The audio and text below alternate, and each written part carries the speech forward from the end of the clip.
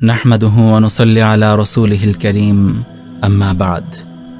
প্রিয় মুসলিম ভাই ও বোনেরা, আমরা আল্লাহ সুবহানাহু ওয়া তাআলার শুকরিয়া আদায় করছি, যিনি আমাদেরকে তাগুত হাসিনা ও তার দোসরদের দাম্ভিকতার অবসান ও তাদের পালিয়ে যাওয়ার মতো লাঞ্ছনাদায়ক পরিণতি প্রত্যক্ষ করার সৌভাগ্য দান করেছেন। কৃতজ্ঞতা জানাই আওয়ামী দুঃশাসনের বিরুদ্ধে গর্জে ওঠা প্রতিবাদী ছাত্র জনতার প্রতি, যাদের বিপ্লবী প্রয়াসে চূর্ণ বিচূর্ণ হয়েছে স্বৈরাচার হাসিনার ক্ষমতার মসনদ। তাগুত জালিমদের হটানোর এই আন্দোলনে যারা অবদান রেখেছেন, আল্লাহ সুবহানাহু ওয়া তাআলা তাদের সবার প্রয়াসকে কবুল করুন, নিহত মুসলিমদেরকে শাহাদাতের মর্যাদা দান করুন এবং আহতদের পরিপূর্ণ শেফা দান করুন।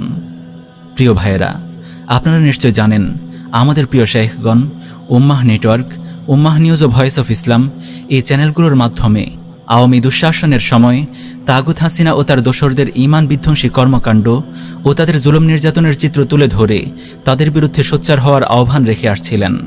তাগুত জালিমদের ঔদ্ধত্যকে খতম করার জন্য বরাবরই যুব সমাজকে উদ্বুদ্ধ করে ঈমান জাগা নিয়ে আলোচনা করে আসছিলেন। এ কারণে তাগুত হাসিনার মিডিয়া মনিটরিং সেল রিপোর্ট করে আমাদের 500-এরও অধিক কন্টেন্ট ডিলিট করিয়েছে। মাসের পর মাস আমাদের চ্যানেলগুলোতে কোনো কন্টেন্ট আপলোড দেওয়া সম্ভব হয়নি। তারা রিপোর্ট করে 300-এরও অধিক নিউজ সংক্রান্ত আমাদের উম্মাহ নিউজ চ্যানেলটিকে ডিলিট করিয়েছে।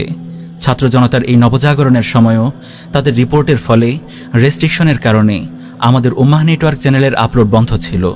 বস্তুত এই কারণে ছাত্র জনতার প্রতি মোহতারাম শেখ তামিম আল আদনানী হাফিজাহুল্লাহর গুরুত্বপূর্ণ বার্তা আমাদের হাতে আসলেও আমরা যথাসময়ে তা আপলোড করতে পারিনি। তাগুত হাসিনা ও তার দোসরদের উৎখাতে আমরা সবসময় সরব ছিলাম। আগামীতেও তাগুত জালিমদের সকল ষড়যন্ত্র রুখে দেওয়ার লক্ষ্যে আমাদের প্রচেষ্টা ও সংগ্রাম অব্যাহত থাকবে ইনশাআল্লাহ। দিকে দিকে তাওহীদবাদী যুবকরা জেগে উঠেছে, পালিয়ে বেড়াচ্ছে তাগুত জালিমের দল। আমাদের প্রত্যাশিত বিজয় অতি সন্নিকটে বিইজনিল্লাহ। আমাদের প্রত্যাশিত বিজয় অতি সন্নিকটে বিইজনিল্লাহ।